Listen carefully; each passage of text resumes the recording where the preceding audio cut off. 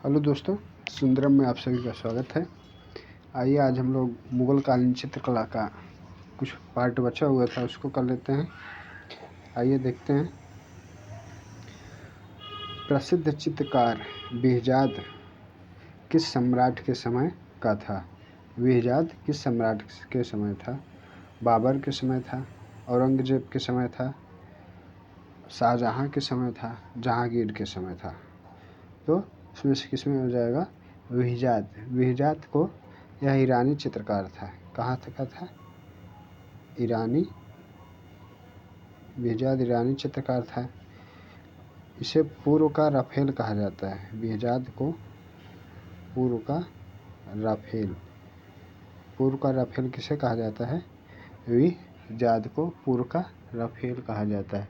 बाबर ने बेहजाद के विषय में यह लिखा है कि यह एक कुशल चित्रकार था, लेकिन दाढ़ी मूछ रहित चेहरे को ठीक से नहीं अंकित कर पाता था। तो इसका आंसर क्या हो जाएगा? यह बाबर के समय पे था। ऑप्शन नंबर ए इसका करेक्ट आंसर हो जाएगा। चलिए अगला देखते हैं।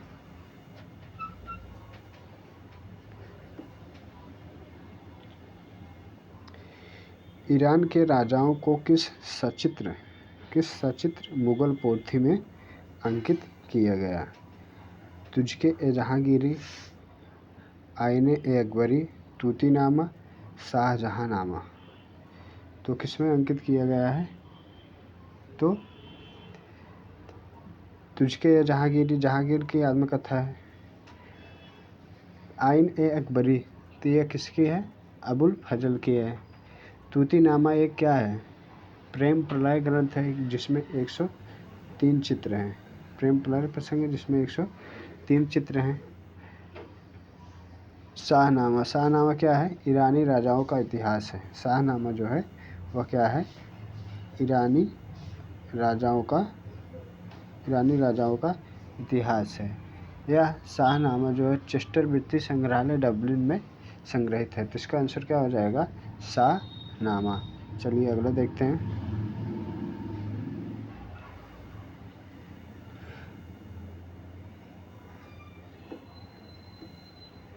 कारखाना शब्द किस शैली से संबंधित है? कारखाना शब्द किस शैली से संबंधित है? कारखाना शब्द किस शैली से संबंधित है? भित्ति चित्र से, मिनिएचर शैली से, इजाल शैली से, पांडुलिपि शैली से। तो कारखाना शब्द किससे संबंधित है? मिनिएचर शैली से संबंधित है। ऑप्शन नंबर बी इसका करेक्ट हो जाएगा। मिनिएचर शैली। इसमें क्या होता था? इस शैली में प्रिंटिंग प्रेस के माध्यम से चित्र को बनाए जाते थे। किसके? प्रिंटिंग प्रेस के माध्यम से चित्रों को बनाया जाता था। इसी को मिनिएचर शैली में कहते हैं।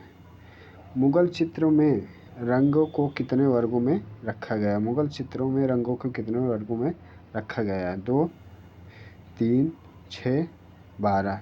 तो कितने रंगों में रखा गया है? 3 रंगों में रखा गया है। कितने? 3 रंगों में रखा गया है। तो 3 रंगों में 3 रंग कौन कौन से? एक हो जाएगा खनिज, एक खनिज है। दूसरा वनस्पति हो जाएगा, वनस्पति। ये पहला हो गया, ये दूसरा हो गया। तीसरा क्या हो जाएगा? रासायनिक। तीसरा रासायनिक। 3 भागों में बांटा गया है।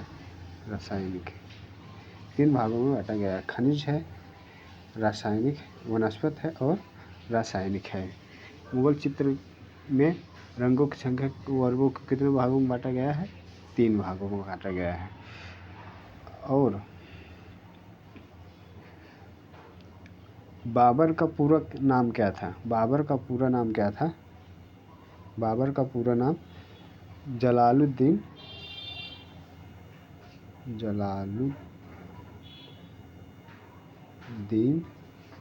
बाबर पूरा नाम जलालुद्दीन मोहम्मद बाबर था। जलालुद्दीन मोहम्मद बाबर था। बाबर का पूरा नाम जलालुद्दीन मोहम्मद बाबर था।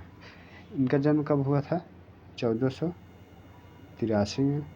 मृत्यु कब हुई थी? 1530 में। 1530 में इसकी मृत्यु हुई थी। इसे जीवन लेखकों का राजकुमार कहा जाता है। बाबर को जो है वह जीवन लेखकों का राजकुमार कहा जाता था। बाबर के द्वारा आराम बाग का निर्माण कराया गया। आराम बाग का निर्माण किसने कराया है? बाबर ने। आराम बाग का निर्माण किसने कराया है? बाबर ने। कहाँ पर कराया है आराम बाग का निर्माण? यह तो कराया है आगरा में। हुमायूं के समय जो है मुगल चित्रकला की नींव रखी गई। हुमायूं के समय मुगल चित्रकला की नींव रखी गई। मुगल वंश का संस्थापक कौन था? आप लोग कमेंट बॉक्स में करके बताएंगे मुगल वंश का संस्थापक कौन था। तो देखते हैं अगला। किसने कबूतर के पंख को काटकर चित्रकारों से उसका चित्र बनवाया था? तो कौन है? अकबर हैं, जहांगीर हैं, हुमायूं हैं, जलालुद्दीन।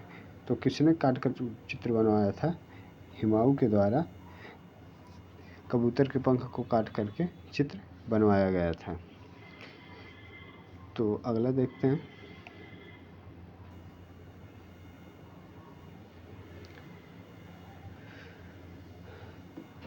परदाज तकनीकी का प्रयोग सर्वप्रथम किस शैली में हुआ है? मुगल चित्र शैली में, पाल शैली में, अजंता शैली में, अवध शैली में। तो किसमें हुआ है? मुगल चित्र शैली में। ऑप्शन नंबर 1 इसका करेक्ट आंसर हो जाएगा, मुगल शैली। परदाज मतलब होता है छाया। परदाज का मतलब छाया होता है। मुगल चित्रों में सादृश्य, यथार्थ अथवा उभारदार गोलाई के लिए प्रयोग किए जाते थे। चलिए अगला देखते हैं।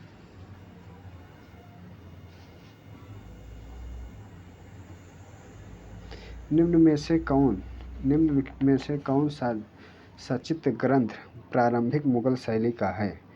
कौन सा चित्र ग्रंथ प्रारंभिक मुगल शैली का है? शाहनामा ए फिरदौसी, दस्ताना ए अमीर हमजा, गुलिस्ताना ए सदी और चौथा हो जाएगा रजनामा। तो रजनामा की रचना किसने की थी? रजनामा क्या है? महाभारत का फारसी अनुवाद है। रजनामा महाभारत का फारसी अनुवाद है। महाभारत का फारसी अनुवाद है। यह अनुवाद किसने किया था? अब्दुल कादिर बदायूनी ने किया था। किसने किया था? अब्दुल कादिर बदायूनी ने किया था। अब्दुल कादिर बदायूनी ने किया था महाभारत को रजनामा में अनुवाद। तो इसका कौन सा आंसर सही हो जाएगा? दस्ताना ए अमीर हमजा। ऑप्शन नंबर 20 का करेक्ट आंसर हो जाएगा दस्ताना ए अमीर हमजा। चलिए अगला देखते हैं। दस्ताना ए अमीर हमजा में जो है कितने 360 कहानियाँ हैं। कितनी कहानियाँ हैं? 360 कहानियाँ हैं। 360 कहानियाँ हैं और 12 खंड हैं। 360 कहानियाँ 12 खंड हैं। इसमें कुल 2400 चित्र हैं। 2400 इसके प्रतिलिपि चित्र बने हुए हैं। यह कहाँ पे है? शाही पुस्तकालय में स्थित है। यह कहाँ पर इस समय? शाही पुस्तकालय में स्थित है। अगला देखते हैं। हुमायूं द्वारा निम्न चित्रकारों में से किसको सीरी कलाम के रूप में सम्मानित किया गया था? सीरी कलाम के रूप में इसे सम्मानित किया गया था। तो मीर मुसव्विर को, मीर सैयद अली को, विहजाद को, अब्दुल समद को। तो किसको किया गया था? अब्दुल समद को सीरी कलाम के उपाधि से सम्मानित किया गया था अकबर के द्वारा। सीरी कलाम अब्दुल समद को। अगला देखते हैं।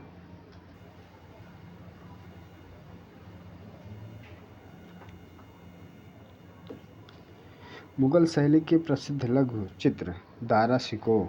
मुगल शैली के प्रसिद्ध चित्र दारा शिकोह की बारात चित्रकार का नाम है। दारा शिकोह की बारात किसने चित्रित किया था? हाजी मादनी ने, फारूक वेद ने, उस्ताद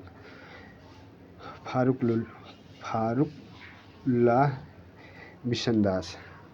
तो किसने चित्रित किया था दारा सिकोह की बारात? हाजी मादनी ने। ऑप्शन नंबर इसका ए ठीक हो जाएगा। हाजी मादनी के द्वारा किया गया था। यह किस विधि में किया गया था?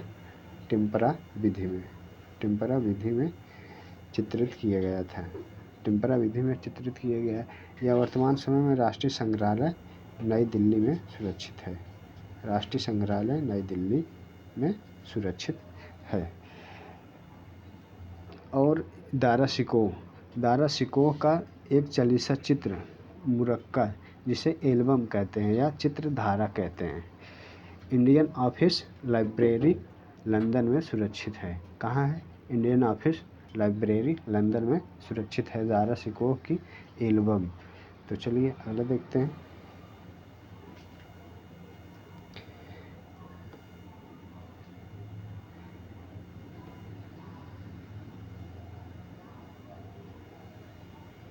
कबीर और रैदास को किसने चित्रित किया? उस्ताद फ़कीरुल्लाह ने, खान ने, निहाल चंद ने, मसूर ने, विचित्र ने। तो कबीर और रैदास को किसने चित्रित किया था? उस्ताद फ़कीरुल्लाह ने। ऑप्शन नंबर ए इसका सही आंसर हो जाएगा। यह भी किस विधि में किया गया है? टिम्परा विधि में चित्रित किया गया है।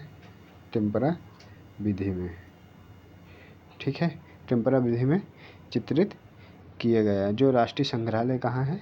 नई दिल्ली में यह सुरक्षित है। नई दिल्ली, राष्ट्रीय संग्रहालय नई दिल्ली में सुरक्षित है। तो चलिए अगला देखते हैं।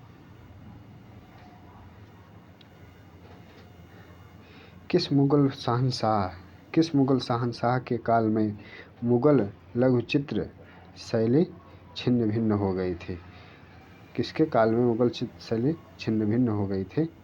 तो मोहम्मद शाह रंगीले के शासनकाल में, औरंगजेब के शासनकाल में, बहादुर शाह जफर के, नवाब वाजिद के काल में।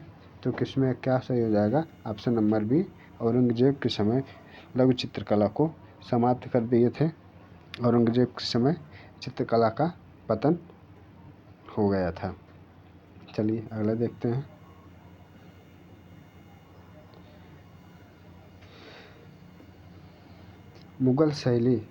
मुगल लघु चित्र शैली का उद्भव किस काल में हुआ? 14वीं शताब्दी ईस्वी में, 15वीं शताब्दी ईस्वी में, 16वीं शताब्दी ईस्वी में, 17वीं शताब्दी ईस्वी में। तो किसमें हुआ है?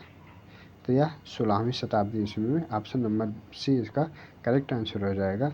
मुगल लघु चित्र का उद्भव किस काल में हुआ था? तो 16वीं शताब्दी में। लगभग कब हुआ था?